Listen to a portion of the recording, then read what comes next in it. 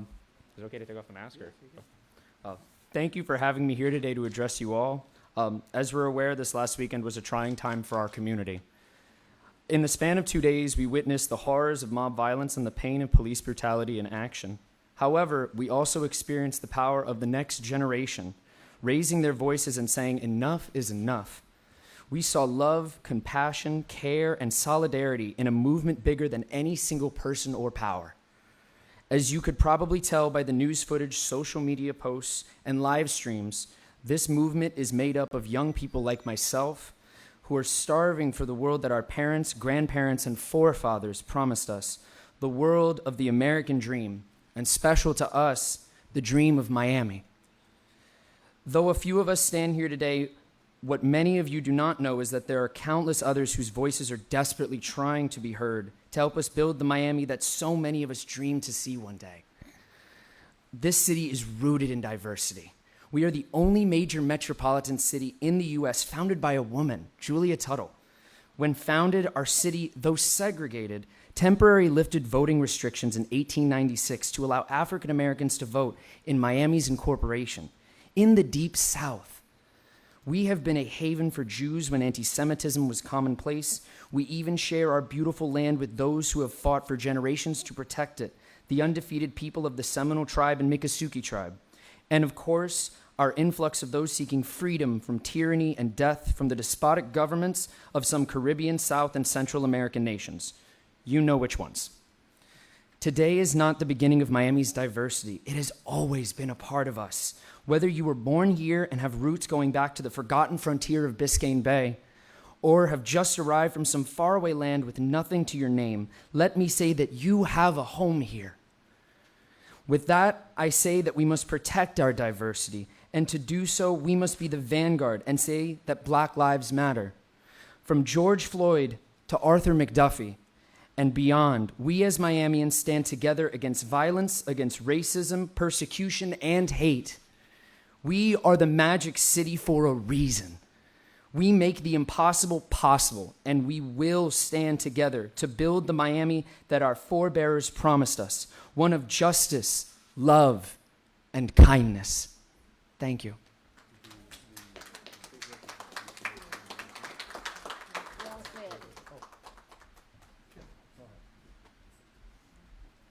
Benjamin, please come here. Richard had to step out. But I just want to commend you for your leadership in today's times that we're living in right now with the horrors that we're seeing in Indianapolis. In Minneapolis, I tell you what, it's leadership that we need. And this man here, Benjamin Torrens, and Richard showed that leadership on the scene in the midst of chaos.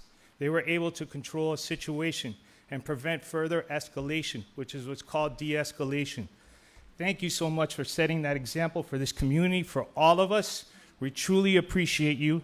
And I just want to say that the Miami-Dade Police Department stands with you here today. And I'd like to give you a certificate of appreciation from the Miami-Dade Police Department, as well as our departmental coin. So that you could keep, since you are so well-versed in history, this is a moment in history for us. Thank you so much, sir. I really appreciate it. I'm honored.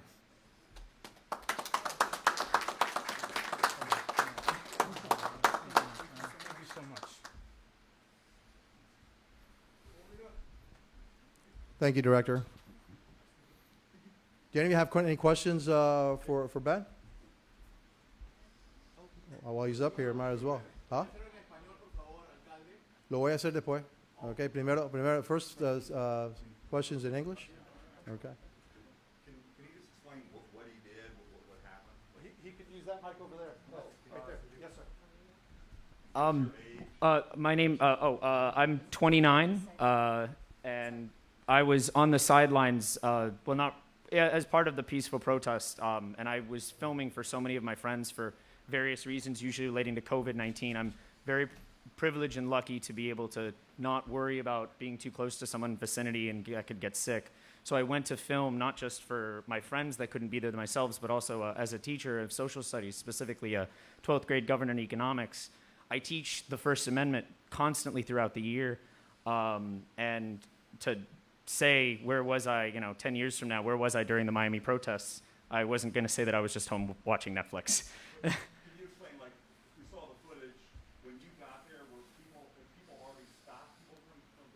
It was coming to an end for the peaceful demonstration because we knew the curfew was coming, and we didn't want to have a repeat of what had happened the day before with the violence caused by agitators. So we had actually, including Richard, had been making sure to announce to everybody we were going to dissipate and let the demonstration end peacefully as it was intended. All of a sudden, we started to hear what sounded like, the rocks being thrown at the local CVS across from the American Airlines arena. And I'd be lying if I said I wasn't scared when I realized that looting was possibly about to happen. But an old saying goes is that bravery is not the absence of fear, it's doing something despite it. So I ran, and Mr. Richard was already making sure he was the first one there to keep his arms up and say, we can't loot, we must stop. And, well, who would I be if I didn't run up and join him? So that was exactly what I did.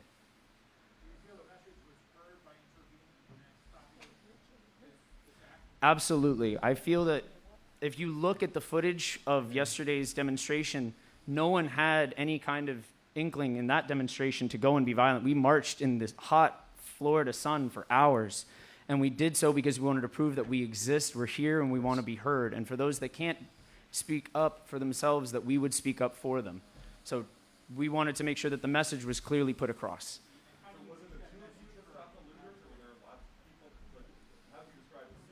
Of the looting or of the... I shouldn't say looters, but the people that appear to be trying to break the glass at the CVS, how many people got in between them? There might have been, it was so fast, I'll be honest, it looked like it probably could have been anywhere from 10 to 20 people just rushing the area. And luckily the rocks stopped, and the police were, I won't deny it was a little scary at the time when the police came up with the police bikes and started to take over the situation. And I know that there was an M80 thrown, so an explosive went off. It didn't show in the video, but it happened shortly after. But at that point, it seemed like the looting had at least been stopped and the dissipation continued. Was this just a small minority outside of that area? As far as we could tell, 99.9% of the people that were there for a peaceful, constructive protest, that were there to be heard and to do so peacefully. Civil disobedience in the proper fashion, peaceful. We continue to push that message until we see and live in an age where we no longer have to push it because it's already commonplace. So our fight will continue. Richard, by any chance you speak Spanish or no? Mi español es un poco. Could you explain a little bit actually what happened? Because we see, I mean, you were in the video. No, yes, that was me in the video. Yes. Mm-hmm. He's a historian. You say that, I mean, because I was there and there were like, I think, many kind of people. You think there was a leader? Because we saw that, I mean, it was like, there were laws, kind of laws, and you see like certain people were so aggressive, some people were very specific. Would you say all of that? Most of it was pacifistic during the entire march. I mean, starting from Bayside, moving up all the way to Midtown, we went all the way through the mall and then down back into Biscayne with no issues until we got back to American Airlines, and that was when we said we were dissipating, and that was when people started to get home, but that was when the looting started at the very end. We don't think that they were people that were part of our protest originally, no, if that's what you're asking. Would you say there were some people, because as the president was saying, there were people from Antifa, there were people, I mean, that were like pushing all this? I didn't see anything like that. To my understanding, usually, I mean, obviously we're all wearing face masks, so it was really hard to say if anybody was part of any individual group or if they just wanted to cause trouble. I'll be honest, it's hard for me to say. I just know that people started throwing rocks at a piece of my city, and me and Richard and many others just didn't want to see that happen. Thank you, Ben. Really appreciate it. And it's people like you that make Miami-Dade strong. You know, I wear this 305 strong as my mask, and we're strong and part of our community. And there are other protesters that took part in that and protection of the CVS, and we're going to find them and we're going to honor them also, and we're going to get you all together one day and we're going to do it right. I just wanted to make sure that the community understood that protest, 99.9% peaceful. The intention was peaceful, that our police was there to protect the protesters, to protect their lives, and their right to protest, and the right to express their opinion. And that's America, and that's what America is all about. And I think that Ben, or either you or Richard said that at the end, some people joined your group. that were not part of the total group. That started the problem. Very similar to what happened on Saturday, only in this case, brave men and women like Ben and Richard stood and said, no, not our city. You're not going to do it here. This is Miami. We're Miamians, and you're not going to do it here. I thank you. I see that you're a student of history, too, by the way.